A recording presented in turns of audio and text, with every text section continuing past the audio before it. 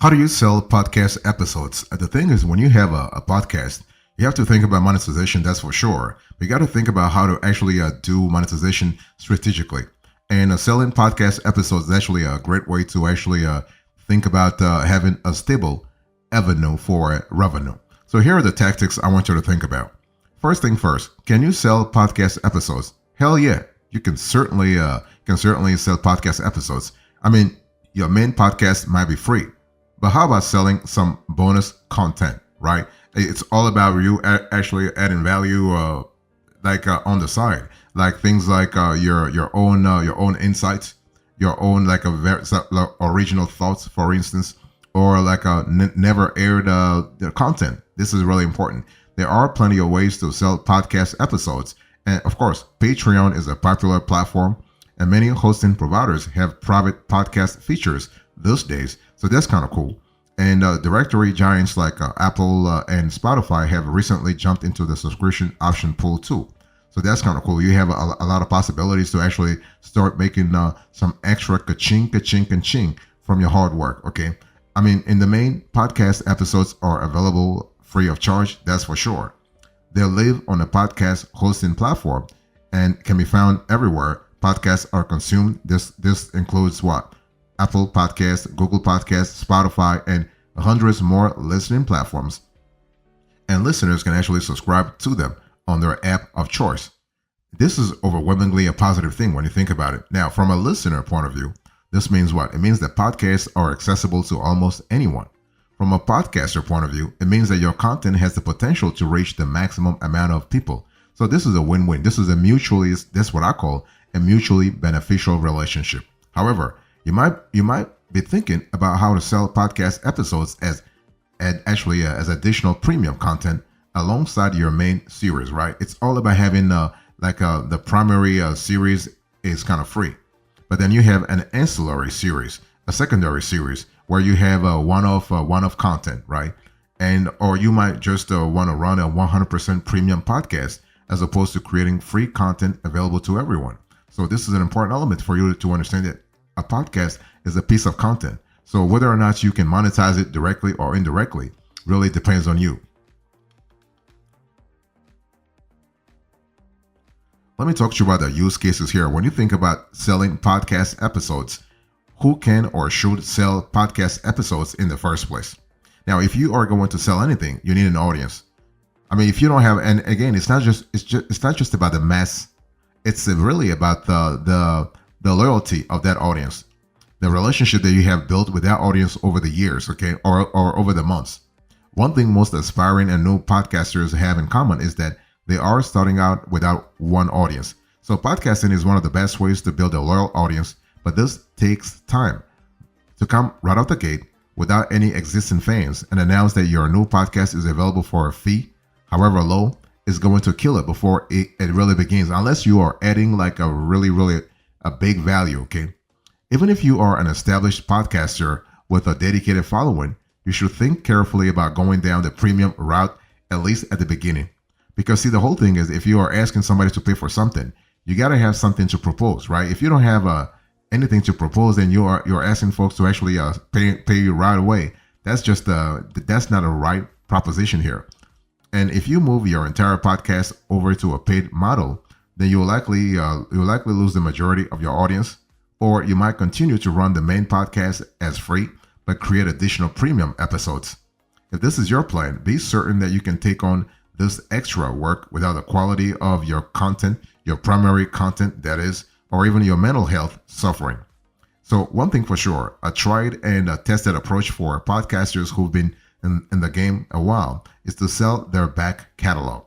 That's kind of cool because you've already done the work, and this is work you can actually, that can really pay you good cash. So in this example, in the back catalog example, what happens here is that you might always have, say, your most recent 50 episodes available on your feed. This means that you are still bringing in new listeners and turning them into dedicated fans, but then you can sell access to your full back catalog or blocks of episodes, which means that listeners can pay to binge through the entirety of your content. So that's kind of cool. And with all that said, you've come here to learn how to sell podcast episodes. So it's important to really understand that you got to have a strategy to start.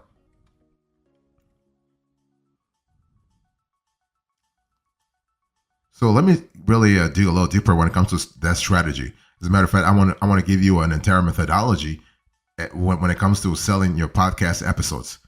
First, you have to think about Patreon or ongoing crowdfund platforms. So Patreon means ongoing crowdfunding model in the same way that Google means internet search. So Patreon is, as far as I know, the original and biggest platform in this space.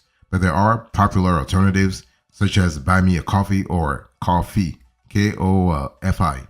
The bottom line is that these platforms allow your listeners or fans to give you money on a regular, usually monthly basis or per piece of content basis. If you actually go down this route to sell, let's say, your podcast episodes, you'll likely have your main podcast as well as the behind a paywall content that you release to your backers.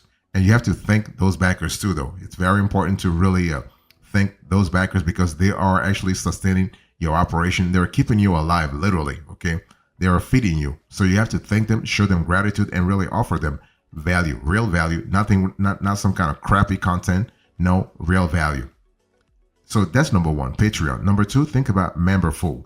So Memberful actually is a platform designed for folks who want to run a membership site. This is overkill for the average podcaster, but often an attractive option for people who run service-based businesses. Okay, this is another important element to think about. So with Memberful, you can run a members-only podcast as well as other premium content offerings such as blog posts and videos. And Memberful integrates with compatible podcast hosting platforms. So you would still be hosting the audio on a separate platform. For some podcasters, Memberful will be an unnecessary middleman, but others can build an entire business around their podcast with Memberful's additional integrations. And the cool thing is that Memberful is constantly adding new integrations, new plugins all the time. So this could be really, really good for you, especially if you are trying to first forge a community, and number two, monetize that community and really bring it to another level, scale it. That really introduces an important element, scalability.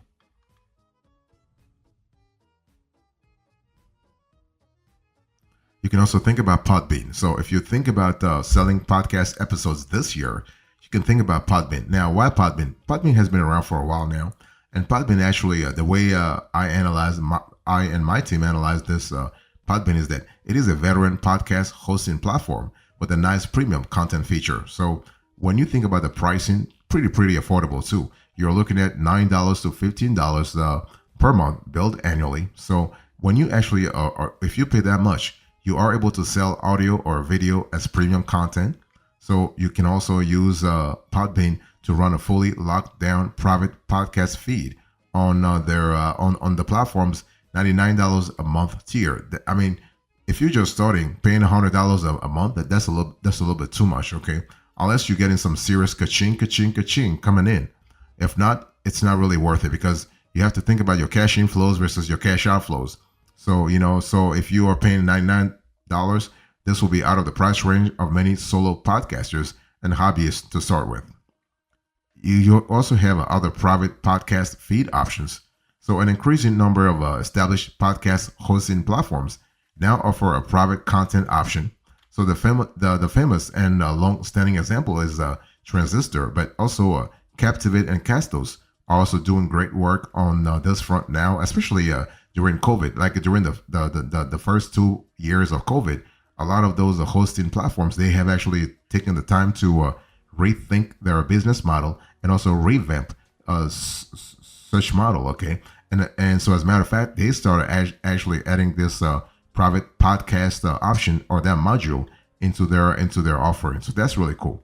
So creating a private feed is one thing, but if you want to sell it, you will need to use a third-party platform like Patreon or Memberful, because the whole thing is that you need to have a conduit, what I call a monetization conduit, to really make sure that you are getting paid, and especially if you want to get paid on a consistent basis. Because if you are trying to sell your podcast episodes, you do not want to have them just as one time, like a one-time thing. You want people to pay you on a continuous basis so that you can really live off of your content. Also, you can think about the DIY options. So if you're trying to sell a podcast episodes this year, you might think about DIY options. Let me break it down for you. So an effective, if a little clunky route, is to link to your premium episodes actually in the cloud on a platform like Dropbox or Google Drives. You will still need some sort of e-commerce platform like Gumroad or eJunkie to take payments through. On top of that, your listeners are not going to be able to get your podcast in their listening app because by definition, it is not really a podcast, okay? However, this might be a simple way of testing the water when figuring out how to sell your podcast episodes, let's say down the road. It's worth moving to one of the other options listed that in this conversation if you want to keep going in the long run, so you know exactly what works, what doesn't work. And what I just told you, like Patreon, Memberful, Podbean, those are time tested options. So you can also think about selling a podcast on iTunes, Apple Podcast. This is kind of cool because after many years of one day, Apple finally announced and started to roll out paid subscriptions. And so podcasters actually can now create channels grouping together multiple shows and create freemium or fully paid tiers around the content. And the cool thing is with Apple Podcast subscriptions, you'll receive 70% of the subscription price at each billing cycle, minus applicable taxes. And after a subscriber accumulates 1 year of paid service, your net revenue increases to 85% of the subscription price, minus applicable taxes. So that's kind of cool. And your other podcast revenue, including any ads, will stay at 100%, and this is yours. This is actually way better than what YouTube, for instance, is actually offering, because YouTube is taking 45% of the creator's revenue and giving the creator 55%. So if you were to compare and contrast those two revenue models, basically Apple Podcasts is better. And as one of the biggest podcast listening platforms in the world, this will be a low-hanging fruit and an appealing option for many. However, some podcasters have raised concerns that your paying audience will be locked into Apple's ecosystem, and you'll have no way to reach them outside of the platform. A lot of podcasters value running an email list with their most engaged listeners, and this is something that you have to run separately from your paid Apple subscription. So think about that a lot, okay?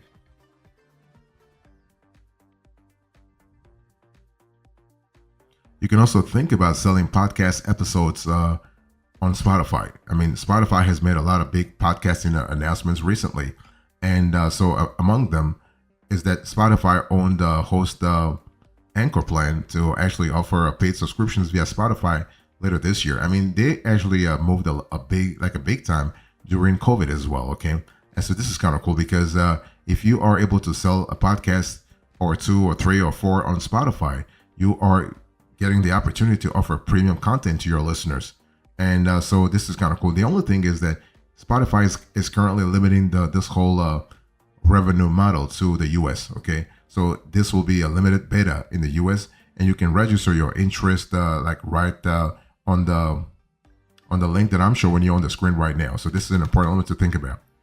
You can also, if you want to sell podcast episodes this year, you can also consider Bandcamp. This is the website that gives artists control over what they sell, how and to whom they sell it. You can use Bandcamp to sell podcast episodes, even if you're not an artist, okay?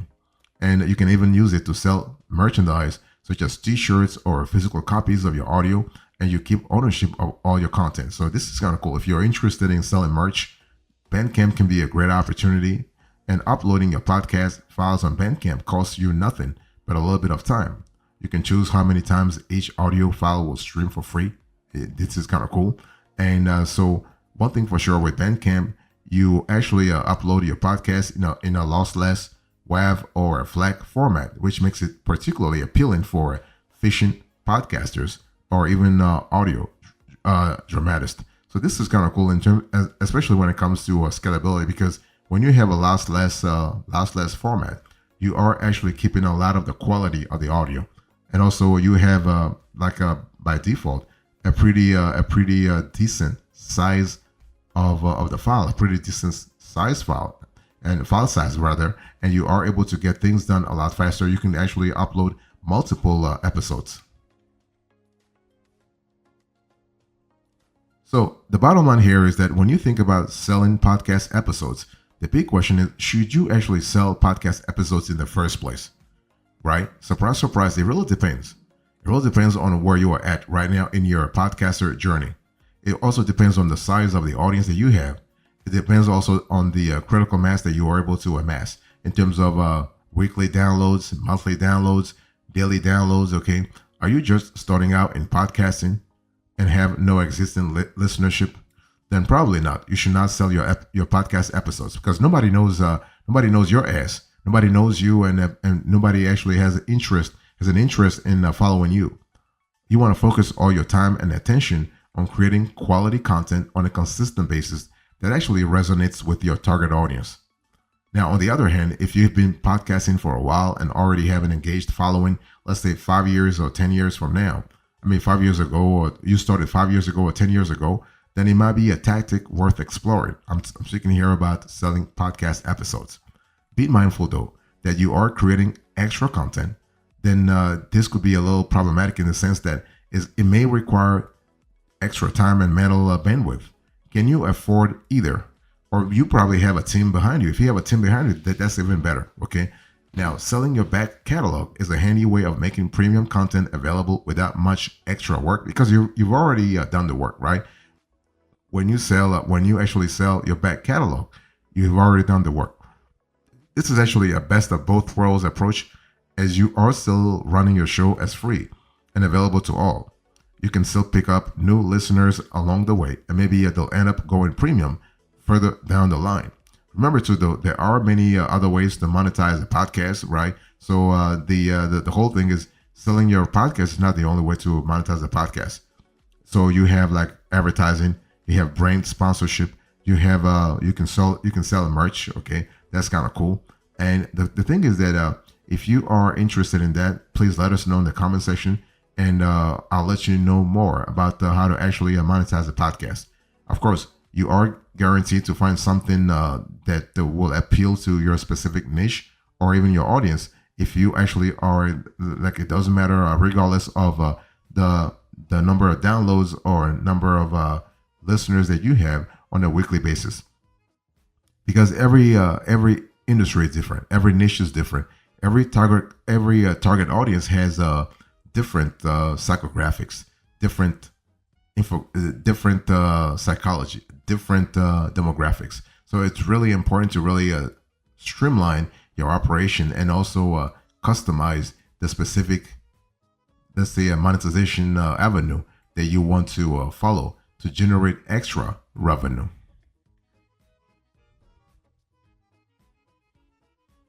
As a recap in today's conversation, I spoke to you about how to sell podcast episodes. I give you the tactics, the use cases, the methodology, the bottom line, and now the recap.